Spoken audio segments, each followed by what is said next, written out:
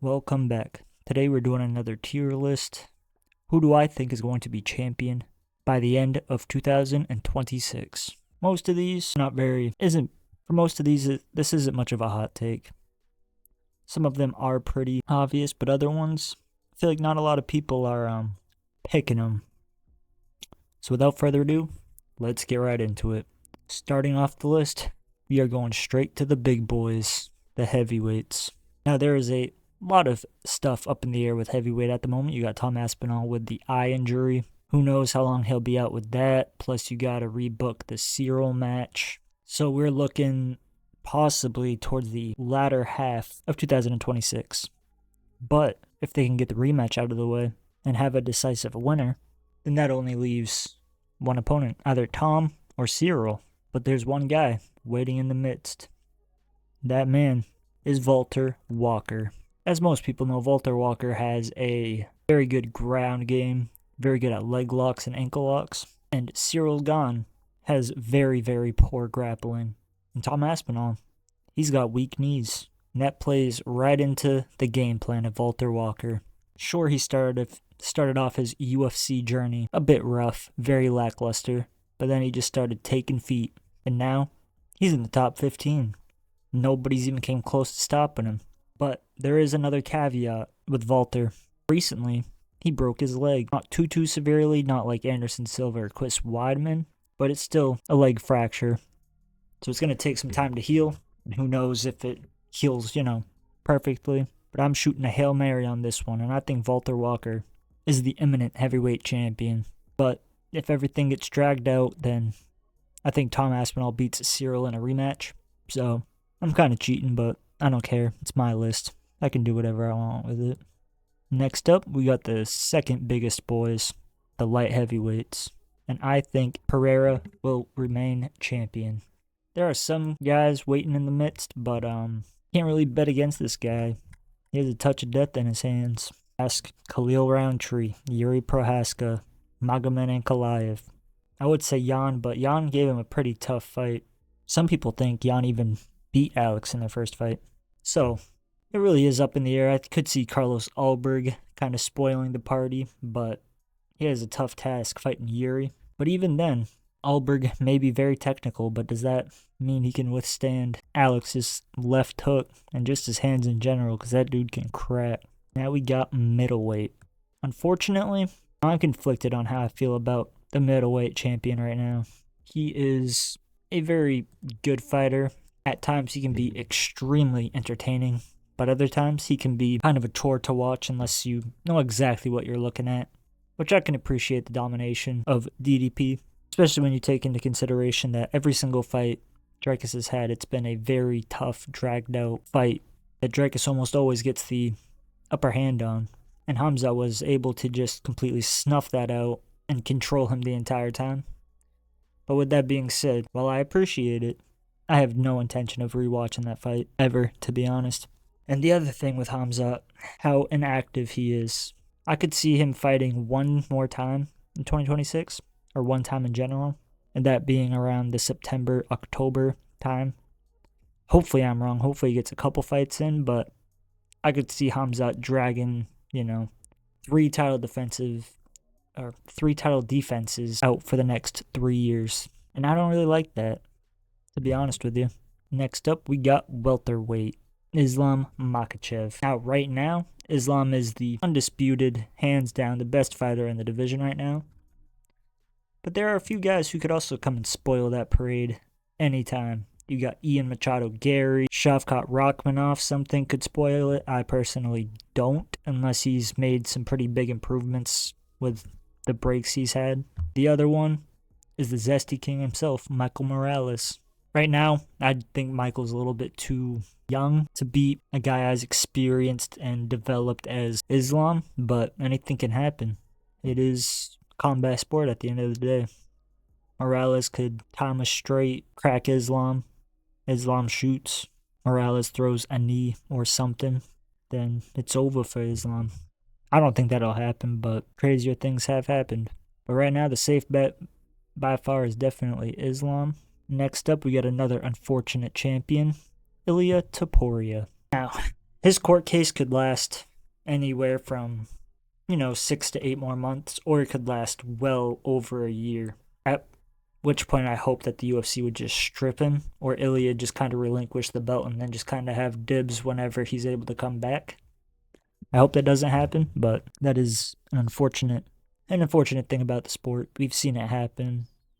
Just a few years back with light heavyweight, you had Jamal Hill, Yuri Prohaska, Glover Teixeira, all just kind of play hot potato with the belt. So I hope that's not what happens over at lightweight, but I also wouldn't be shocked if it did.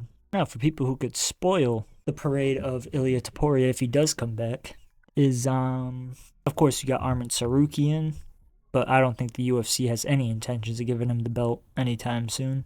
Hopefully they do, just because he's ranked number 1. I mean, you can only put it off so long until it's kind of just has to happen.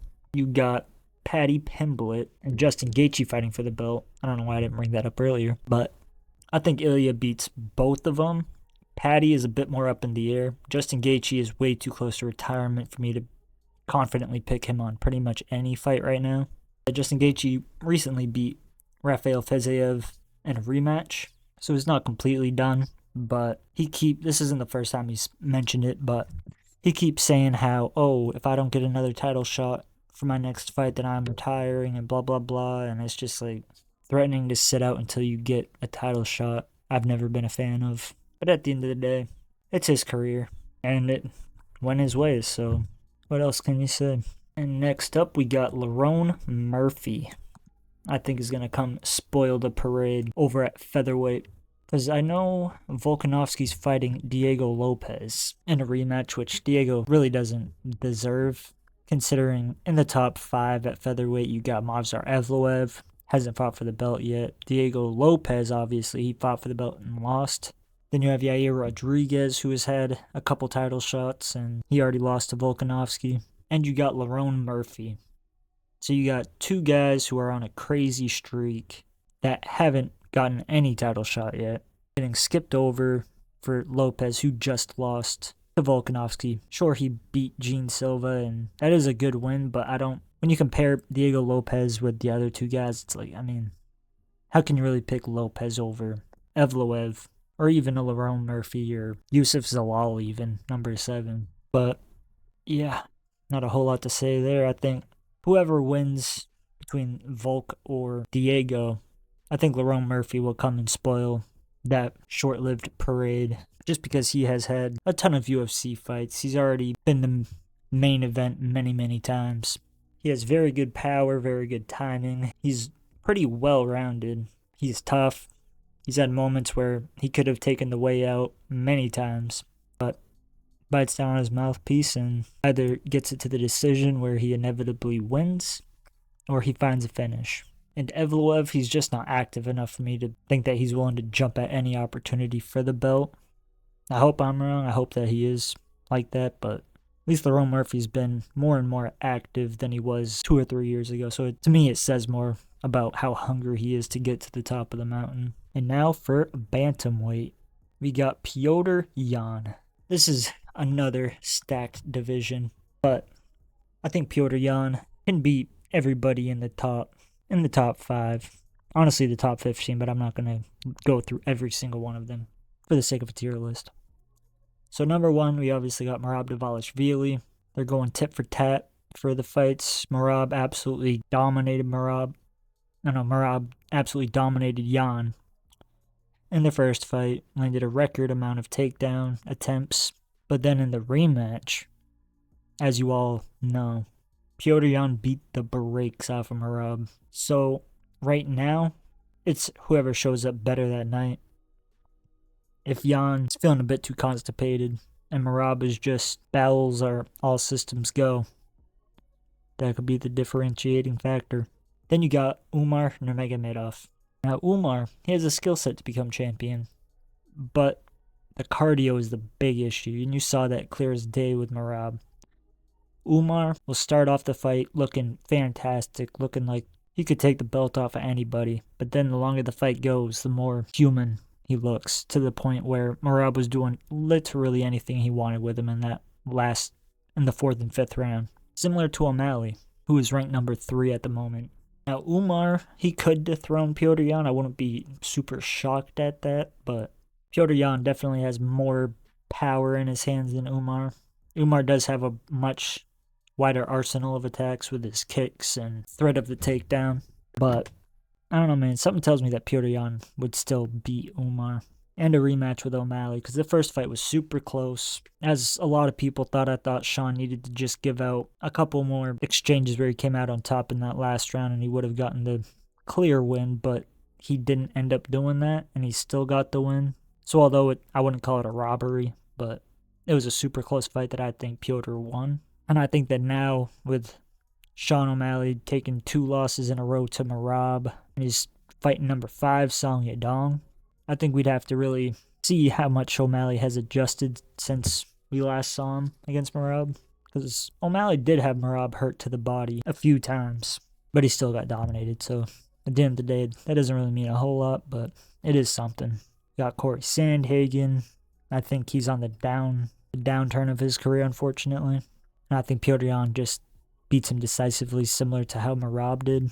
And Song Yadong, he is very good, but I don't know. I just don't think he's very, good enough to really hang in there with the top 3 guys. I think O'Malley's going to beat him. I think Umar could beat him. And I think Merab would just kind of do whatever he wants with him. And Petr Yan, I think Petr destroys Song Yadong. And that's mostly just because he's a very sprawl and brawl type of fighter. He is very strong. He can generate a lot of power, but once you start chain wrestling him and really pushing the pace, he doesn't tend to do the best with that, especially if you got a good chin and he can't just crack you once and then completely switch the momentum of the fight. Like Petr, he can take a good shot. O'Malley, surprisingly, can take a pretty good shot. Umar, Merab, they can all take whatever Song Yadong can dish out.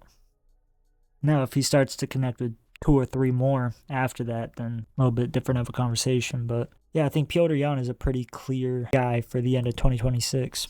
Next up, we got Joshua Van. Much like many other divisions at the moment, it's a little bit of a mess, but it's an entertaining mess. And this also depends on how fast Alexandre Pantoja can recover from his arm injury. And hopefully, it recovers once and everything's healed up correctly and there's no issues on top of that. I think it's a close fight with the rematch, but with Joshua Van, he's coming into his prime.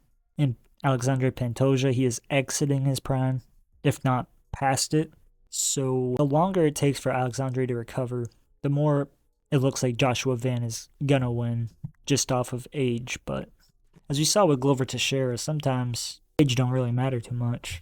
We got Manel Kape coming off of a big knockout over Brandon Royval. I think Joshua Van beats him. I think that he has better grappling than Kape. I think he has much better timing on his shots than Kape does. I just don't think he can hit as hard. But I think Van has a bit more of that dog in him than Kape does. I think Kape definitely does have some of that, but with how many times he's missed weight, with how many times, pretty much just how much he's pulled out of fights, missed weight, and the whole list of stuff, it just makes it hard for me to think that when it comes to a championship fight against the top of the mountain guys, it's not going to be great for Kape. And of course, he does have power. He could land a clean shot against Van or Pantoja, throw a few more follow-up shots, and bada bing, bada boom. Manel Kape is champ. But if I'm putting money on it, Joshua Van's going to win. Next up, we got the Tatsuro Taira versus Van.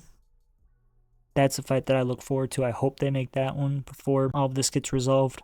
But similar to the Song Yadong and Petr Yan fight, I think Joshua Van would beat Tatsuro Taira. Taira is extremely tough, very durable.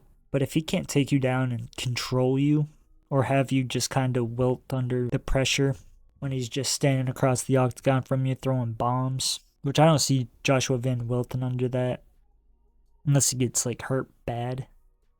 But I think Joshua Van would beat Tatsuro Taira by decision. And Brandon Royval, he's on the downward trend of his career at the moment. Same thing with Moreno. Those are all the guys in the top 5. So really, it's the top 3. Could take that belt anytime. Now we are doing the ladies. Now the first fighter on the chopping block is the strawweight champ, Mackenzie Dern. Now, Mackenzie Dern obviously is very good jiu-jitsu. Her striking isn't the best, but it's definitely improved a lot since even like 2 or 3 years ago. And honestly, I don't see too many people being able to beat her. She already beat Lupe Godinez. She beat, obviously, Verna Jandaroba. Zhang Wei Li could be a difficult fight, but she's getting up there in age. And as the old saying goes, Father Time is undefeated. But if it's not Zhang Wei Li to come spoil the party, I don't see Tatiana Suarez doing it. Yan Xiaonan. Although her fight with Weili Zhang was super impressive, she hasn't looked nearly as good ever since, at least in my opinion. Amanda Lemos, I don't think she's even close to beating a Mackenzie Dern. Then you just got Jessica Andrade, Tabitha Ricci, Yasmin Lucindo, Fatima Klein. Like, what are we talking about? I think Mackenzie Dern is the clear answer for that. So next up, we got my pick, Natalia Silva. I think she is going to beat Valentina Shevchenko. I think Valentina Shevchenko, much like a few of the other champs, is at the end of her career. She could, use the crafty vet stuff to her advantage, but she's not as fast. She's not as explosive. Obviously not as powerful as she once was. Now, she is very tricky because of the amount of experience she has. But so isn't Natalia Silva. She's pretty good on the ground. She's very technical, has pretty good footwork, very good footwork for WMMA. She's very fast. She can generate a little bit of pop, but that's definitely not her strong suit. She's very good at mixing in the feints, cutting angles, very good at distance control. She has shown that she can adjust mid-fight, and she also has very good cardio. But with that very good cardio comes the lack of strength. So Valentina might be able to outmuscle her when it comes to the grappling, but I think Silva's quickness is going to be enough to be able to negate the strength difference between the two. And now for the final pick, another hot take. I think Kayla Harrison loses to Norma Dumont. Kayla Harrison, she is obviously very, very strong. So isn't Norma Dumont. I don't think she's as strong, obviously, but I think she's strong enough to be competitive. But Norma's also very, very good at controlling her opponent. She's very good at the body locks, takedowns, and top controls. So it's like, when it comes to Kayla Harrison, she's just as good, if not better, than Norma Dumont in all those categories. So all of those are no, outside of Kayla Harrison being able to get the jump on her and get a choke in early or an armbar early. I think that would be the biggest way for Kayla to beat Norma Dumont. But the longer the fight goes, I think the chances of Norma Dumont winning go higher and higher and higher. Norma Dumont, she can also generate quite a bit of power. And when it comes to hand speed and just the stand-up game in general, Norma Dumont is levels above Kayla Harrison. So if Norma's strong enough to stuff the takedowns, not get caught in the clinch with Kayla Harrison, and if she can get past the first round or two, I think that she has a very good chance of becoming the bantamweight champion. So to go over the list one more time, we got the heavyweights, Walter Walker or Tommy Aspinall, depending on how fast that issue gets resolved. We got Alex Pereira at light heavyweight, Hamza at middleweight, Islam at welterweight, Ilya at lightweight, Lerone Murphy at featherweight, Jan at bantamweight, Ban at flyweight, Mackenzie Dern, Natalia Silva, and Norma Dumont. If you guys agree, leave a like. If you guys disagree, let me know who you think shouldn't be on this list. Or if there's an even bigger hot take that you believe, let me know in the comments, because this is a pretty interesting conversation, especially this year, where there's guys out with injury. You got two very bizarre circumstances with Aspinall and Alexandre Pantoja. You got some guys seemingly at the very end of their career.